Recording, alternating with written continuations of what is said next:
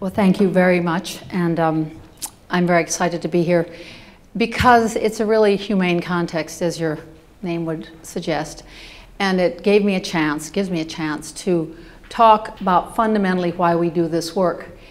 What I think is important about this work, meaning this connection to humanity, is that it doesn't really matter where you begin. It matters what you follow through with, and there are lots of parallel paths. So I love the diversity of the kinds of people you're having speak here today. We're going to talk about passion, and then we're going to talk about plans, and we're going to talk about central thesis. And then I'm going to give you some specifics of the work, because I think most people in the world begin with feelings, but then at the end of the day learn inductively. So the specifics are really important. And then we'll have some time for questions, and I'm looking forward to hearing from you. But the first is the passion, without which we can't do anything. And I think it's like, it's like, do you remember love? When's the first time you really felt connected to something? Because that is the essential fuel. And my story is about Malcolm X. And I haven't had a chance to tell this story before. So I grew up in sort of the middle northwest of the United States, Minneapolis. And I remember as an adolescent being made to be afraid of Malcolm X. He was presented in the media at the time as this very fearful character, and all the images around him were that he projected hate and so forth. And I was very disturbed by that. And but Minneapolis is an optimistic place. I was certain that there was something I needed to know more about him. In 1965, Alex Haley wrote this wonderful biography of Malcolm X, and reading the biography, I saw that what he really was about love of his people. And what we had been getting in the media was the power elites don't like not to be the center of attention. And he was making another group of people the center of his attention. He'd chosen to love his people because he knew they needed some love. And I think that's a good enough reason to decide to do something, to find something that needs love, that isn't getting enough of it, and then to expand it. And the crystallizing moment for me was when he wrote it's about midway through the book, and Malcolm X's history was, he had lots of other lives, and he said this is a man who had been a pimp, who'd been a thief, who'd been this and that. And he was just at the beginning of his movement work, and he said, and there he was in the corner, and he said, and he was dancing.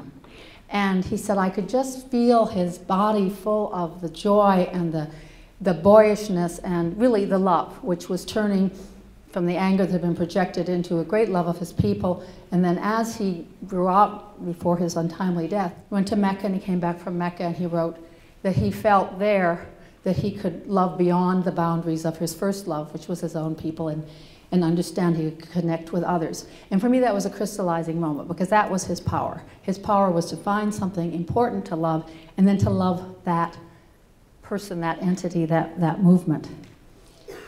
The other part, and you don't have to explain passion, you do have to explain your plan. And I hear a lot in the work that I do, people coming forward, and whether they are female or were born of females, they have some experience of the field that I'm in. And they feel about it. And I often say, well, I'm glad you feel about it, but let's move from the right side of your brain to the left side. Because what we need are your brains.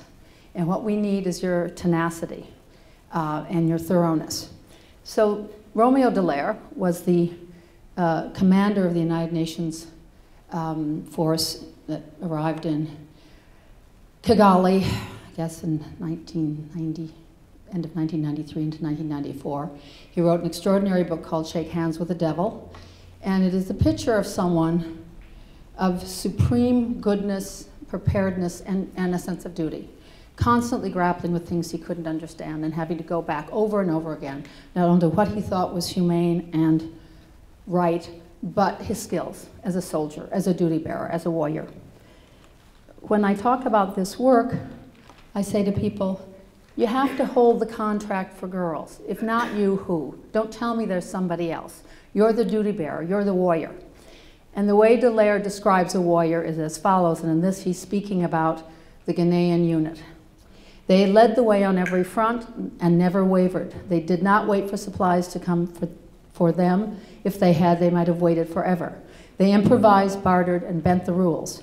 scrounging with the best of them. They shared our ability to make a military silk purse out of a sow's ear. And he was struggling at every moment in this book to take what he knew and move past it to something better. Now, if you combine dancing for something you love with this methodical decency, you will get there. And I think both those elements are equally important. When I speak about girls, I want to center it in the mission of connectedness. So, and I want to thank Vera David, Mike Vosica, and Michelle Chow, who are here right now, for their immense contributions to this presentation. These are Mike's animations. A lot of the data you'll see Michelle put together, and Vera was the master of ceremonies of the whole thing. So just as the ozone layer protects the Earth, a familiar, we're worried about the holes in that, social capital and connectedness protect humanity. The reason why I can stand here safely is that you all want me to live, and I want you to live, and it can go beyond that. We can want to have other things for each other, but that is our protection as human beings, that capacity, and I think Naomi expressed it as thick love. And where girls fit in is that they have a unique drive for connection. In fact, what happens to them, the worst thing that happens to them is their isolation from each other. Because not only do they have this enormous need and desire, as every human being does, but they have, I think, a very special capacity. That's an untapped resource. So work with girls helps tap into, if you like, dam the water, so to speak. It's an untapped resource to protect and support the world, including but not limited to the most vulnerable populations. And we lock away girls. We lock away a lot of things, but we lock away an extraordinary capacity to create thick love and a dense aura of connectedness to surround humanity. Now to some of the data that I think are important to consider in shaping how we combine or mobilize our passion and turn it into a plan. The first thing is that people ask, this work, they say this work is very interesting, how do you scale it? What's the scale plan? Well, the scale plan is already there. It's the society that exists. It's the $200,000 on the ground and even poor communities of resources, a secondary school, a youth center, a community center, roads and a market, a development committee, a health center, a playing field, national savings, or maybe just a little tienda that sells lots of things. There's social structure everywhere and there's social investment everywhere. The boys have some, not perfect, access to these things. The better off girls have some, less perfect. And the poorest girls, arbitrarily, let's say the poorest 40%, are completely cut off. The scale plan, at least in its simplest form, is connecting those girls to those resources, at least equitably. It's sort of a Title IX for the world, if you like. But we don't need a separate plan for what they should have necessarily, but we do need dedicated mechanisms to get them there. This is another shape. So people, when presented with this, imagine that we can get resources to these girls by simply putting resources into the existing systems. Now, the existing systems are hardwired to exclude these girls. I think it was Mary McCarthy who said of Lillian Hillman, everything she says is a lie, including the and the, something like that. Well, everything about the system, the default position, is a lie, including the and the. Study it, look at it. The time frame, the metrics, the personnel are designed, or at least by default, do not reach these girls. There is no trickle down. If you do not begin with these girls, you do not get with them, period, full stop. You must begin with them. If you begin with them, then inertia's on your side, because everything you've just given them, the other people have more power to get. So if you give a poor girl something and someone that's higher up in the hierarchy wants it, they have a better chance of getting it than the reverse. So there's no trickle down. There's, in this case, only trickle up. This is the third shape, and it's a very important one because it's focused on the development and the misshapenness of lives. So girls' lives are shaped very differently than boys'. In our language, at least English, we talk about boys and girls, and we talk about men and women. But the time in between, teenagers, youth, young people, And there's one other one that's sort of teenager, I think. These are genderless, just at the point when gender couldn't make more of a difference. Girls' biological puberty is about 2 years earlier than boys, and their social puberty is often 4 years older. So most policy is benchmarked to the male life cycle and also to the expectations of elites. When you look at the data, early adolescence is the pivotal, often invisible moment for girls when their lives go off track. So these are data from Guatemala, my colleague Kelly Hallman and the team there. And girls in the indigenous areas, about 75% are in school at age 10. Precipitously that drops. Till only about 20% of them at 16 are graduating. And we tested the data, and it shows very clearly that it doesn't matter if you're succeeding in school or not. Puberty has arrived. Your mother, who's often alone, needs someone to help or needs you to get out of the house. And this has nothing to do with your performance in school. It has everything to do with it. You're a female, and you've hit this very hard stop. And female lives are full of hard stops with limited resilience unless we build resilience. There's other information in this, and the sort of information we use when we go to communities. You want to find when this precipitous drop takes place. But you also want to see that there's some girls who made it, 20%. We're doing, in most cases, nothing with these girls. They are on the shelf. So what could be a worse advertisement for girls' education that the 20% of girls who make it, we're making absolutely no investment and giving them no roles? What could be more discouraging, right? So the good cholesterol goes down, the bad cholesterol comes up. This is the shape we have to work with. So in planning programs, and this is a general pattern, I've earmarked this to drop out of school, which is a kind of proxy for this process. So in general, I'm not doing this right. No, good. Dropout accelerates here, 13, 14, basically the break between primary and secondary school. Again, thinking about it, there couldn't be a worse moment for a girl to switch schools than around puberty. So she enters upper school, so to speak, if she even gets there, as the youngest. She arrives after, just at the cusp of her puberty. It's a very weak moment for her. Even an 8-year school system is probably more protective. If we're going to make a difference, we have to invest at least 2 years before this, because this didn't just happen. The seeds of this happen earlier, so more and more of our programs are reaching down to 8 and 10, and 12 being in some cases simply too late to make enough difference. Now let's look at another shape, and this has to do with this Kelly Hallman and colleagues' data from South Africa. This is an area in which the HIV rate, female to male, 12 years ago, was about 1.2 females to 1 male among the 15 to 24-year-olds. The ratio now in this area is 8 to 1. It's 8 to 1. Intolerable. The strategies being used to deal with HIV still deal with it as if it's that old epidemic. There are very few age and gender-specific strategies for prevention and mitigation. But anyway, in this area, let's look at where they can go. This will show you what happens to girls over time. So these are girls at grade 5 or 9 and 10, and the blue box is where they can go. This is an urban area. By the time they get to be 14, 15, it's much smaller. Now this is more dramatic. This is girls in rural areas. So if you're talking about investments in girls, what's the girl community? What's the walking community? Because justice is, and governance, these are local issues. If you can't walk to it, you can't get to it. So now the ratios have been more dramatic in the rural areas, where these girls basically are down a good 75% of their mobility. Talk about apartheid. This is apartheid. Now let's compare the boys and the girls. These are boys and girls in urban areas that are 14 and 15. And you can see the boys area is about 2.5 to 3 times as large as the girls in the urban area. And in the rural area, it's seriously dramatic. It's a 6-fold, maybe it's a 7-fold difference. The other thing you have to think about is this is the space. Now let's multiply it by the time, the access in time.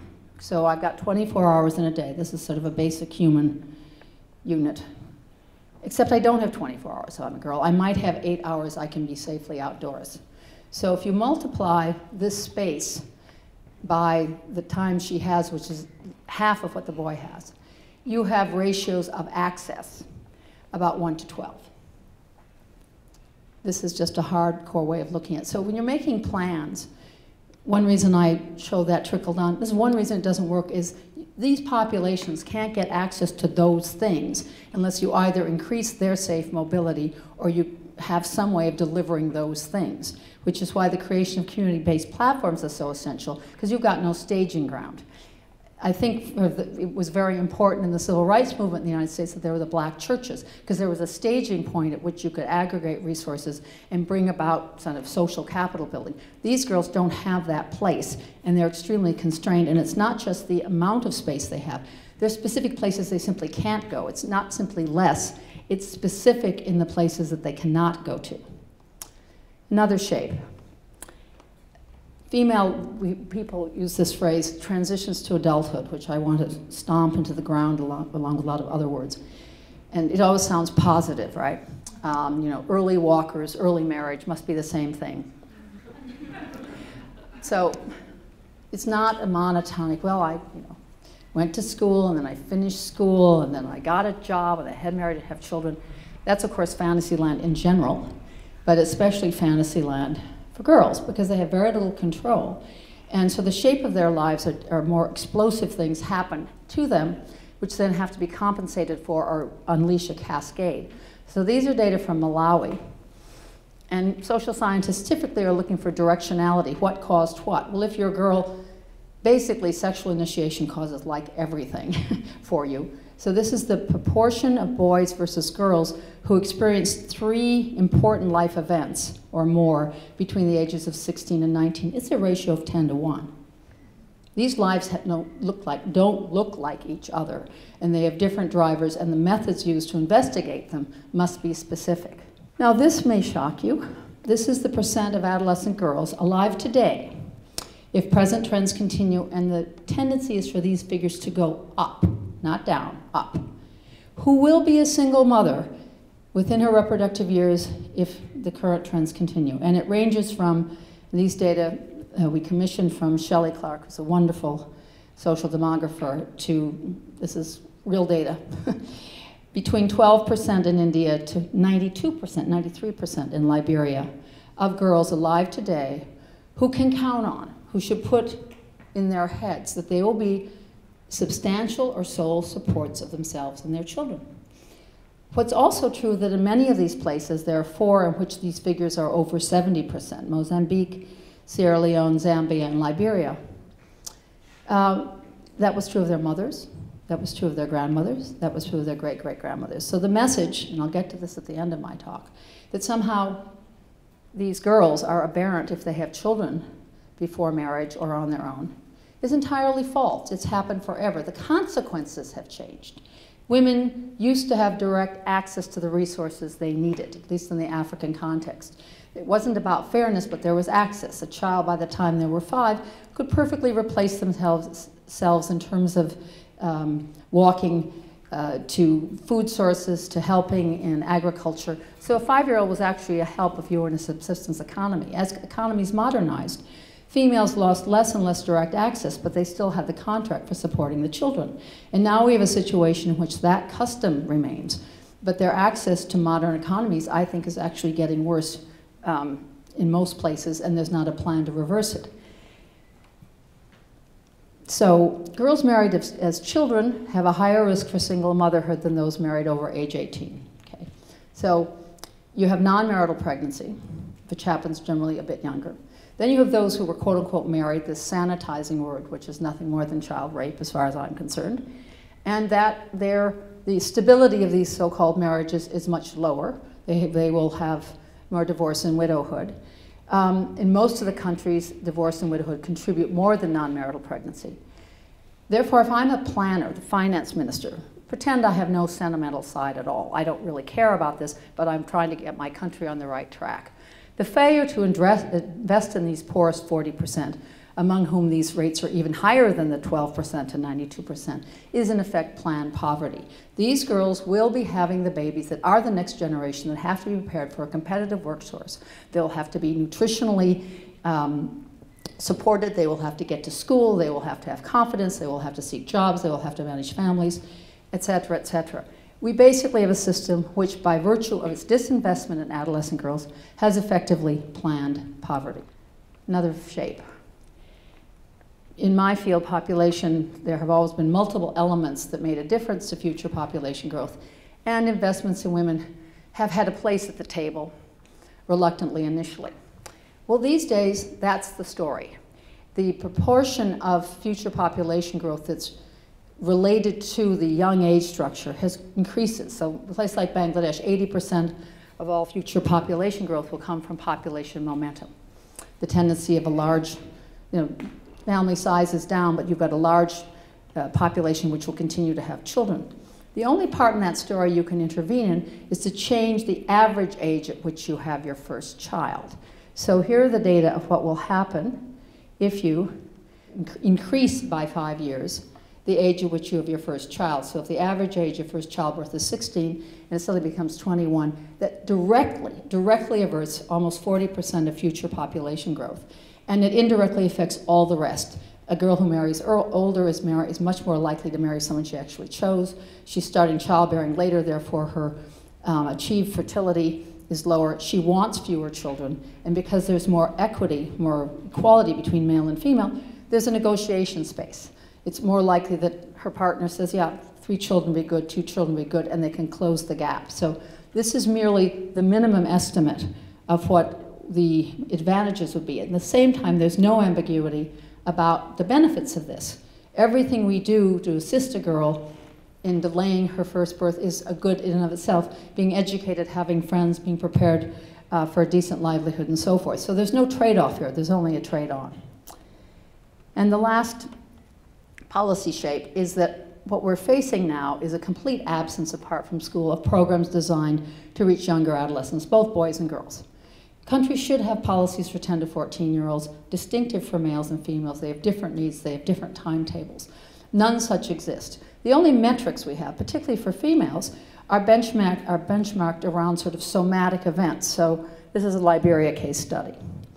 Immunization, actually it's higher than that now. 90% of girls at this point have received some or all. So that's good, that's not a bad thing. And that's relatively easy because, at least from a management point of view, the bodies are way under 60 pounds. You put them on their laps, you give them a shot. There's a tight connection between the input, the shot, the output, it's in your body, and the outcome, you're protected. So it's an important miracle, but it's not enough.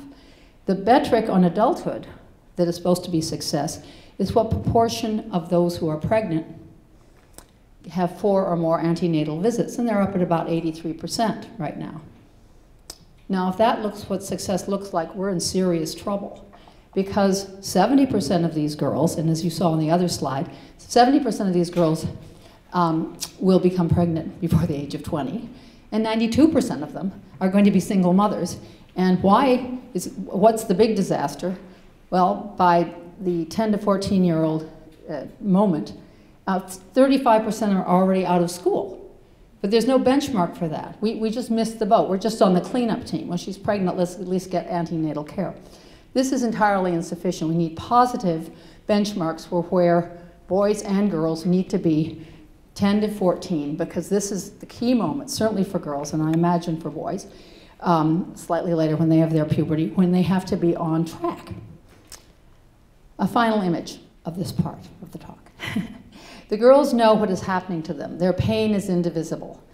Protection of 600 million girls' human rights is an imperative. When I began this work, I assumed that there was some desensitization that took place, that somehow, people didn't feel hunger the same way, or something. It would make it easier. Over and over again, when I got to be able to speak to girls, they'd say, "We are like the dust." And their pain is very real, and it's constant. A group of girls in Bahadar in Ethiopia, where we have girls groups for girls basically 8 to 15 living apart from parents and not in school. Those girls, at one point I said to them some insipid question like, what do you need? And this little girl stand up, she said, well, we're sex workers, she said. This is a 14-year-old. This isn't in my vocabulary, that word. She said, and you don't think we want to live this way, do you? And I said, well, no, because I hadn't presumed. I said, what do you need? She said, we need underpants, because we feel dirty. And she said, and we need a bank account. And she was illiterate. I said, what are the conditions for a bank account? She said, well, you have to be 14, and you have to have an ID, but no one's going to give a girl like me an ID. These are the core things that they need, and they feel it. And if I went back to that globe, but I don't want to begin with painful.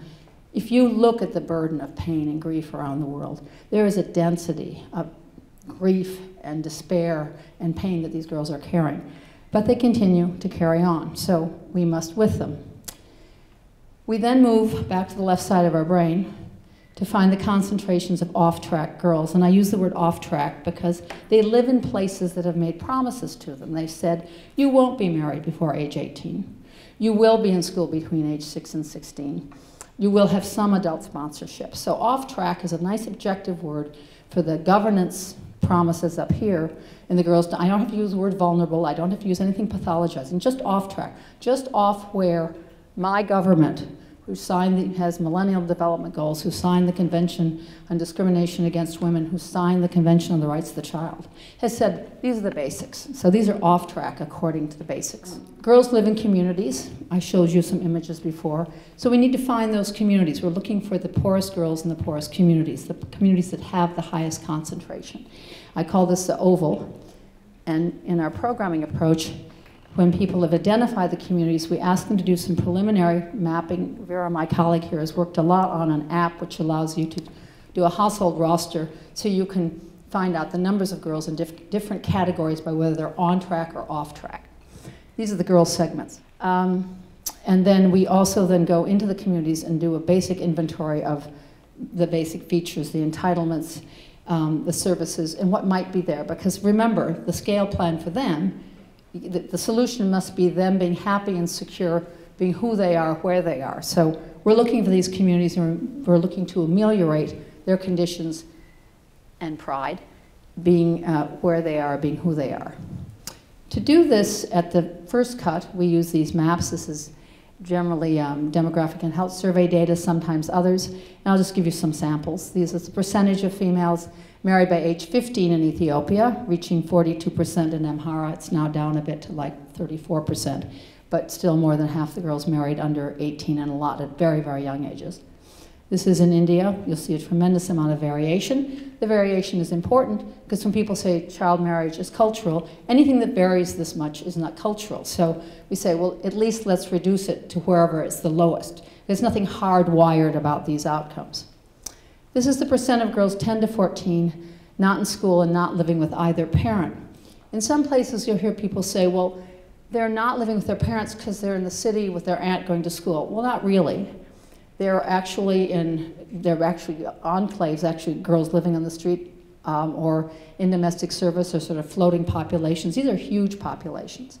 In one district in Niger, it reaches 16% of girls are in this category. So 16% of 10 to 14-year-old girls are both living apart from parents and not in school. This is an unambiguously bad situation. This is Sierra Leone, where we've done some recent work. The little white dots you see show where there are some programs that organizations often who've advertised themselves as doing girl work have programs, but they haven't reached the girls yet in most cases. We're hoping to shift that. And we broke down these data, and we found a district where 38%, almost 39% of the girls 10 to 14 were living apart from parents and not in school. One of my close collaborating colleagues, Satvi Shalasani, who works at UNFPA, was with me. She's a demographer, and she was talking to someone who was going on about teen pregnancy, I forget what else, and says, do you realize that there are 100,000 girls in this country, in 10 to 14, living apart from parents and not in school? They had no idea. The good news is we've got the data, and we can go find these girls. So like warriors looking for comrades, we can find these girls. This is school-age girls in Haiti who are not in school, showing you the variation, rising as high as 30%. This is literacy in girls in Guatemala. Again, great ranges, but tremendous differences between the Ladino populations and the indigenous populations. These are, we think these are useful data. We map the percent of girls 15 to 24 who justify domestic violence under certain circumstances. In other words, the degree of kind of self-censorship. So the question reads, under what conditions is should a female be beaten, basically. That's an interesting concept. And we map two versions of it. We map the agree with all, and we have always a group that agree with all, basically agree that females should be beaten. But here we've mapped those that agreed with at least one reason, where they say, yes, I burned the food, I should be beaten. Again, people say this is cultural. Well, there's tremendous variation. Obviously, at whatever level it's offensive, but there's variation, which means we can begin to address this programmatically. These are data, recent data, where we tried to look at sexual coercion by age 18, drawing on either a report that you were married under legal age when you were still a child, it means under exact age 18, or you report that you've experienced forced or tricked sex. So this is Cameroon's, and it ranges from 23% up to 72%. Again, people say this is cultural. Well, that's a threefold, well, 2.5-fold difference. All of it bad, but a tremendous variation. This kind of mapping is important because people will use the category of sexual coercion, but it's not really a priority yet. It's not, because they don't know the weight. These facts and figures give it weight. It's hard to say, well, of course that happens to some girls, and we say, you mean like 73%?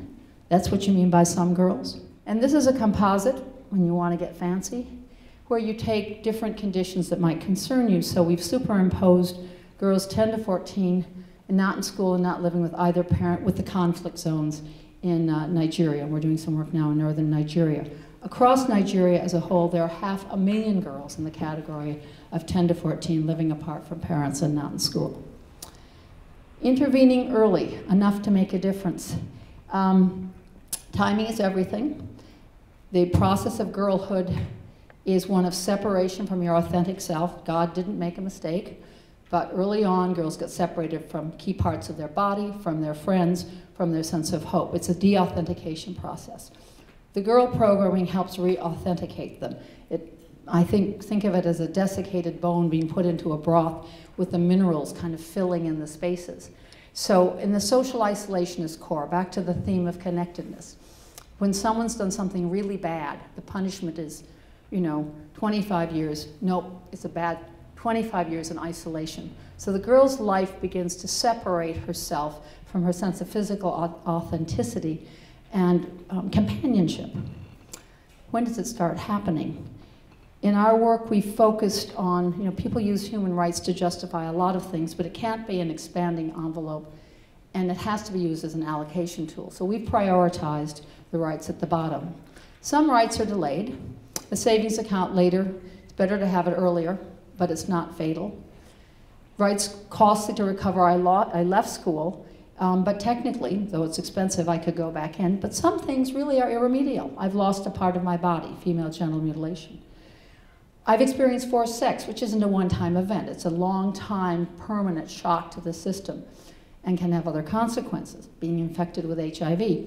Yes, there's some management of this, but this is a lifetime condition. And having a child while one is still a child, holding a lifetime contract for another person when your own personhood has been thwarted and curtailed. So we focused on those, and our initial programs, we look for places where there are either very high levels of child marriage or high female-to-male HIV ratios, or both.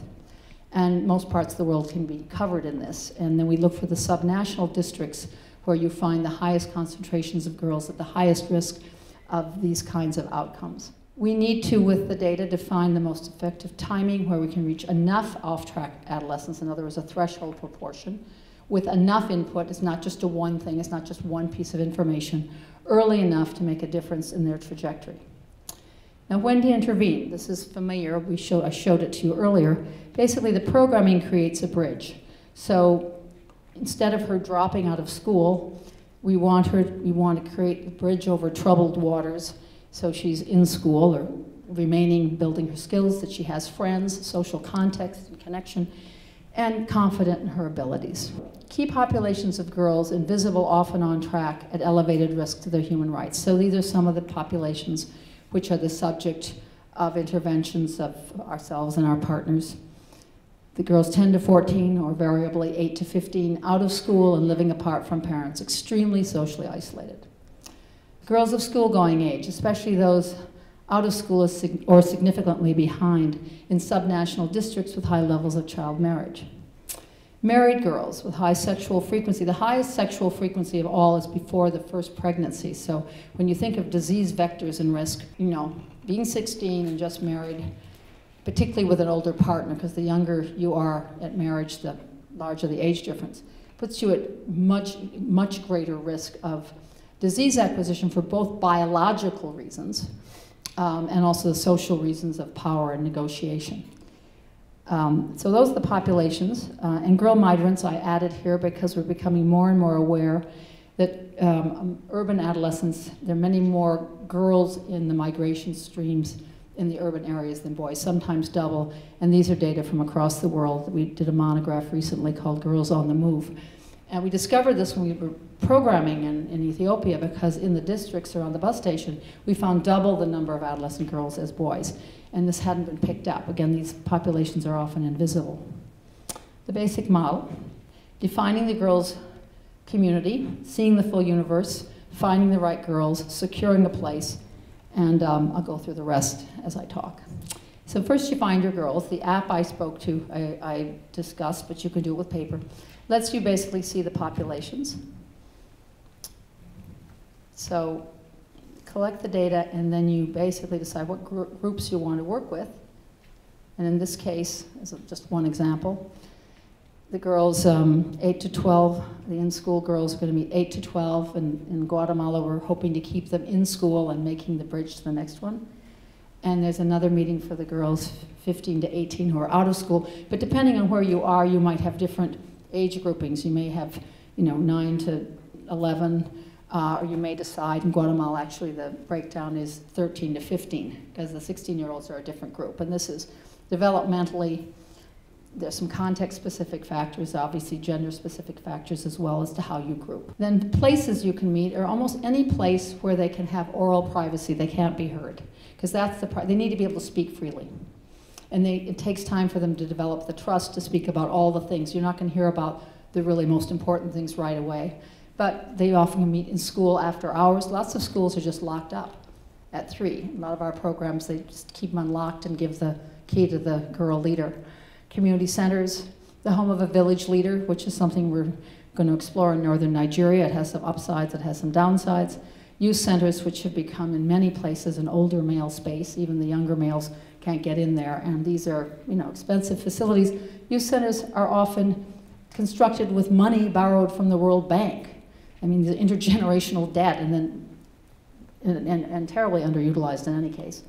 Health centers, but the point is, in our experience, we have only once ever paid for a place for girls to meet. That was in Haiti when we had to build something because there weren't any structures in the tent cities that we were talking about. Securing the female infrastructure. The girls we're working with are 100% young, female, and poor. They need adult sponsorship. The kids aren't going to run the school. We need mentors. Now, the mentors can be girls from their community that are a bit older, 18 to 30s, and often a range. And if someone said, oh, you've got only $100 to do a program, I say, okay, so I'm going to stipend some mentors, because this is the anchoring structure. The movement, the layer between the community and the girls is the mentoring group. I call them exceptional but not rare, cadre of exceptional, slightly older females who would like nothing better, need this opportunity. But they need to be stipended. They're not volunteers. They're also poor girls. The stipends we pay them are very comparable to bike messengers or community health aides, but they're a vital cadre through which we reach these girls and help them secure their rights. Some of the things they do is ensure safe access, be a sort of listening post, strengthen the learning environment, and they provide a cascading leadership so that over time, this is in Guatemala, girls who've been in the program rise up and become leaders. Some of the girls become the staff. So you expand and you harvest from within the girl group networks many of your future supervisors and so forth. Then content. There's a lot of work to be done here. Girls need to know real things that they're going to need in their lives. So we need to define positive, achievable metrics. Much of what is in the development is, what does success look like? non-raped, non-HIV positive, non-pregnant. This is not going to build a movement. We need to have positive metrics. Where should you be by different ages? So we have something called asset cards, and these are, we've got about 140 of them, whittled them down to about 100, but they're sentences that, and I'm going to give you some in a moment. And you say to people in exercise, by what is the latest age at which a girl should know this thing, or have this skill? And in any context, you can begin inventing this, but here's some of the ones that, here's what's in the stack. Not to accept any food and drinks from unknown people. Knows how to secure core foods safely in times of scarcity. A recent study in sub-Saharan Africa of 10 countries found that the individual level factor that most predicted experienced sexual violence or transactional sex was being in a household with food insecurity. So food insecurity is a big issue. Girls, to protect themselves, need to know when those seasons arise and think of pathways where they can get foods without trouble. Where to go in case of an emergency. That girls at 12 can get pregnant. They don't know that. That what her parents is asking her to do is illegal. And this was the favorite asset of the girls in Haiti. The mentors thought, oh, well, this is too controversial. The girls said, oh, no, we need this asset. How to define safe and unsafe work. The difference between wants and needs and the amount she can save. This is the core of financial literacy. I'm such a fan of financial literacy. It's kind of simple. What do I want? What do I need? What's the gap? That's what I can save. The responsibilities job description of being a friend. We have one of our curriculum literally writing out what it is to be a friend. It's not, we don't give it enough value. We don't give social connectedness enough value. It's a real scope of work. And it's probably the most important responsibility we have in our lives apart from our relations with our families. And that she thinks she's as intelligent as most people is an indicator I particularly like, because you'll see a transition in this in even a couple of months of girls. You don't say to them, you're as intelligent as most people. You don't need to. They spend enough time with girls like them, they get to feel, I'm as intelligent as most people. There are many others, and we have lots of blank ones so people can fill in their own. The assets are connected, meaning health assets, social, economic, they're not really bounded. So here's what connected is. This is real data from South Africa. It's longitudinal. So girls with more friends at time 1, controlled for everything, over time, were less likely to experience coerced sex. There are practical aspects to this and there are negotiation aspects to this. It's Kelly Hallman's data. Trust, truth, trust, and safety. So if I feel I have no control over my life and someone says, do you think you're at HIV risk? And I'm in a high HIV community. The girls, in this is a community with 20% HIV risks. No, not me. I just got this older boyfriend. No, not me. We do a financial literacy program. Within a week of having a financial goal, just a goal, not more money in your pocket, just a goal, just a sense of yourself as an economic being, there's a much more realistic assessment of HIV risk and a measurable increase in getting tested and higher levels in girls than boys in terms of returns. We're doing a lot with financial literacy and savings products for girls. And here's the basic toolkit. By age 12, you need to have at least 5 friends. You need a place to meet them. You need a non-family, slightly older female mentor. You need personal documentation, both as a matter of identity and safety and pride. And savings passbooks are a good way to get that. Age-graded life skills such as health information, financial literacy, incubator savings, and a context-specific age-graded safety plan. You don't say to your kid, don't get hit by a car. You say, see that corner? That's a dangerous corner.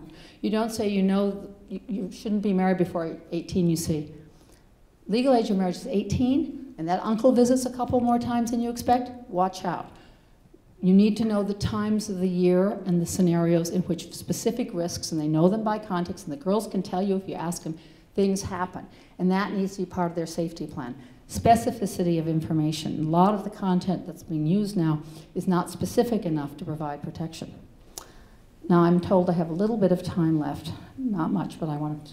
So the full vision is the key segments of girls in the bottom here are identified and brought together, and their assets built. At the same time, we work with communities, and so what I've done here is take different icons and sort of have special plans, like the playing field. We're going to make it accessible. How are we going to do that? We're going to have a monitor once a week. The health center is going to have check-ins for 12-year-old girls just because they're girls, not because they're sick, and married girls. The school is going to have an after-hours group of girls. The youth center is going to become a girls' club, at least part of the time with designated. The point is to begin to make real accountability claims on what's already there, but do it planfully. It won't happen spontaneously. Now we've scaled this, and I'll be very fast on this. Basically in Ethiopia, we have 61,000 girls 10 to 14 living apart from parents and not in school in girls' clubs. We've got actually now 100,000 girls in the Berhane Hewan program through different, these are girls at high risk of child marriage and child marriage areas, and we've got at this point 250,000 married girls in girls' clubs, which by the way, the contraceptive rate is 75%, and 80% of them are delaying a first birth. People said you couldn't do that. So these programs that have been prototyped are directly applicable to 34%, 3,465,000 girls of the 10 million plus girls in Ethiopia. That's the same process you use developing any product. And then I did, when we visualized the territory we take, like the Army theme is here a lot. We're taking ground. We've taken this ground so far in Amhara. These programs are directly applicable to a minimum of 22 million girls in Africa. In other words, there are girls like them in similar circumstances, and we know how to reach them. So these can be scaled. They are being scaled. The prototype process means going to earth and working with the girls and working back up from that.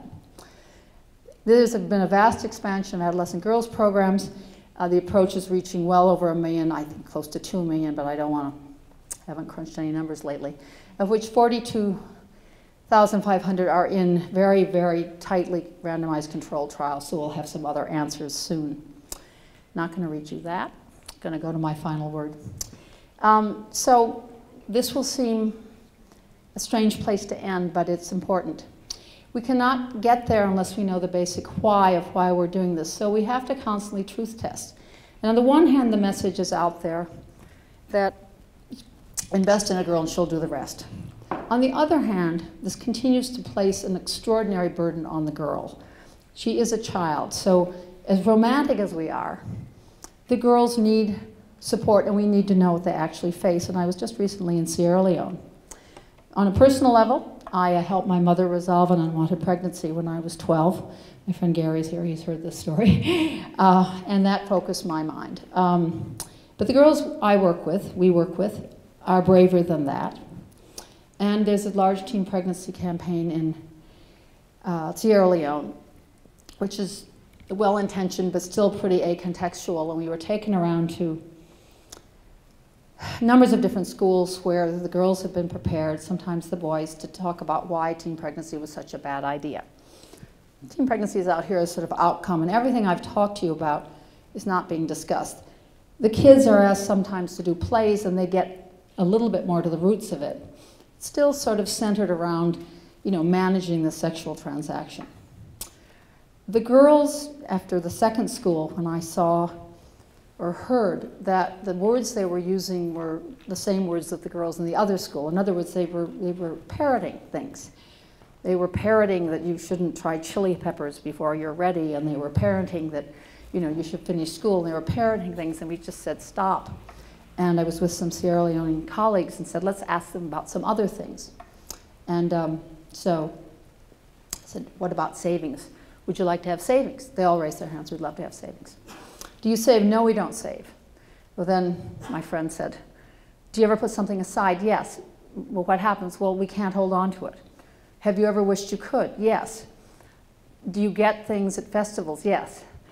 And she said, well, actually, you're saving, just not, or you're trying to save, not really efficiently. And then we went on to the next question. So tell us about the threats in your environment, because all of the discourse was about how she had to really get control of her environment and make good choices, as if she and her mother and her grandmother and her great-grandmother all made these terrible choices in getting pregnant early.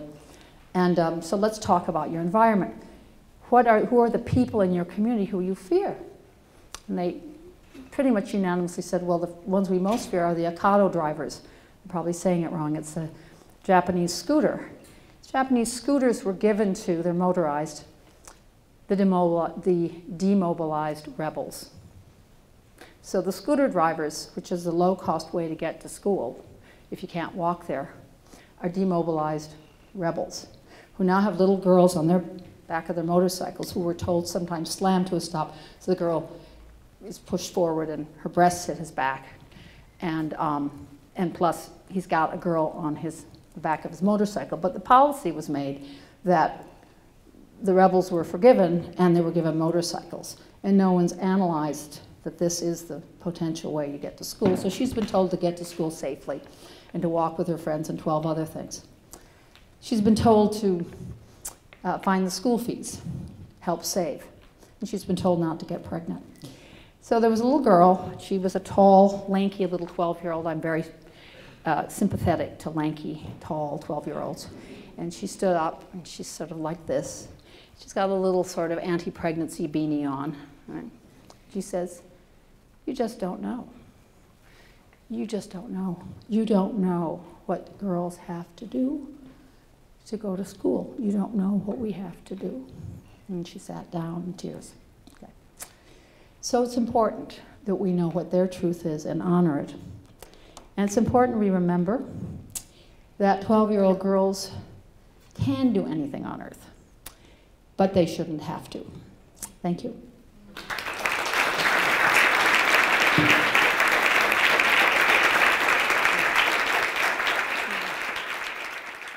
I work at a domestic violence shelter up in the Bronx, and it was really inspiring to have you talk about all of these things for a certain age of girls. And the population that we serve is about 18 to 30. And a lot of difficulties that I'm finding is you talked about this social isolation, which is very key to the difficulties we face at the shelter. But defining these positive, achievable metrics is A, extremely difficult for such a broad population that we serve, and B, the incredible resistance we get from the population and we serve. So I don't know if you could speak, I know it's a little different than the international kind of younger population that you are talking about these studies, but I didn't know if you had any advice or direction on how to kind of work towards some of the main themes you were talking about with this population. There's actually a tool you can use, and I'd love to see it used in this country. And you know, I began my work here, and my mentor is here, Corinne. Years ago, Planned Parenthood of New York City, when they were doing the first youth program. So what you could do, and be happy, is first of all, your instinct, they go from 18 to 30, more or less? Yeah, okay. So if you were to break them into age segments, what age segments do you think are the segments that make sense? You also have to throw in the factors of we serve undocumented women. Mm-hmm. So the language barriers as well when we're developing these workshops. Age-wise, I would divide it into maybe 18 to 22, 22 to 26, 26 to 30. Okay. You could take those groups, I'll give you the cards we have, that you can add to them, and basically say, how do you know you're on track? Mm-hmm. Which of these things are really vital? And whether it's having a bank account, having 5 friends, you know, there's a lot to be learned, I think, from a number of other human potential movements, you know, AA and so forth. But benchmarks of personal accomplishment or safety that are reachable, things that people can't take away from you.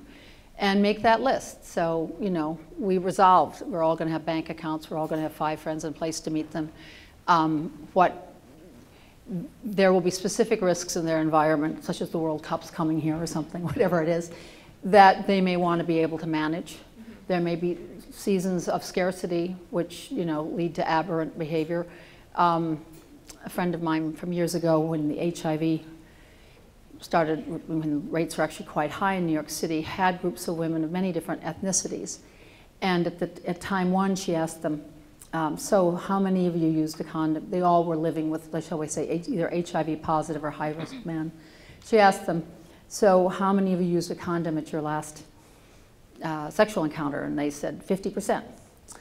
And so 6 months later she said, how many of you used condoms at your last sexual encounter? And they said 5%. I said, because now we're telling you the truth. What she then unpacked was basically the tremendous economic dependence on these men, the lack of, so I imagine the asset exercise, as I'm calling it, I imagine that they can help provide you with a map and also discover themselves in the process. And language aside, there'll be age differences with children, but just the sense that you can plan and look ahead, that's one of the things. The changes we're looking at here, our consciousness change first. I have a financial goal. I'm not there yet, but I didn't have one. It makes a difference to have one. So I'd be happy to work with you on it, and I'd be happy to be delighted to see what you learn. Thank you so much. I appreciate it. Hi, I run a company that makes bags for girls' education, and we create funds that we're always trying to do the most effective thing with, and we're very, very young. So I wanted to thank you for a really moving and really informative speech, particularly for us as we're digging into this data. I was really intrigued by the financial literacy comments, having a financial goal. That's an area that we've really focused on, is trying to look at programs that do financial and business literacy for secondary school girls who might want to start a business or whatever it might be, but even just basic self-awareness of themselves as having economic rights, which seems to be lacking and really an integral part. And I understand that that's part of a holistic system. You can't have a financial goal if you're sick, or you need to look at the whole girl. But I'd be really curious if you could speak more on the financial literacy topic in terms of what age it makes sense to start talking about this stuff, because I think we've been focused on it later than perhaps your target population, and what are areas or programs who are doing the most innovative, interesting work that we could look at to learn from? Well, first of all, I think a consciousness of the importance of women understanding they are economic beings. It's sort of the Dorothy problem, right? Everybody's wearing red shoes. You're already making economic decisions. I tried to find a financial literacy class for my children here.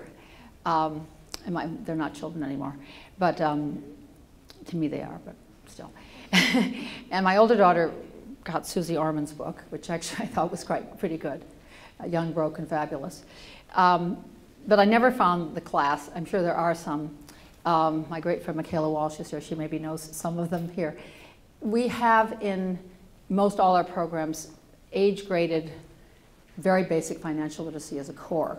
And there are a number of groups, I won't discuss any of them right here, but I can give you the names. The point is to think of this the same way we think about reading.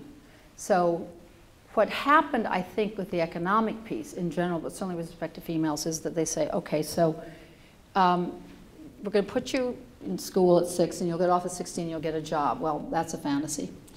That doesn't happen. And a lot of the identification of being prepared for decent work, there's no thinking on that. So right now, I'm not reading, but that doesn't mean I'm illiterate. But a lot of the statistics looked at you and said, if you're not currently employed, you're somehow simply an unemployed person, as opposed to someone who's prepared for a decent livelihood. So we need to think of it as a stepwise process, just like teaching someone to read and write. You know a letter, and now you know words, and now you know sentences, and now you know paragraphs. And I've given you knowledge that no one can take away, and it's called reading. Financial literacy is the same, and it should begin very early. I think savings is a fantastic intervention, micro savings especially. I'm actually not as big a fan of credit for a lot of reasons.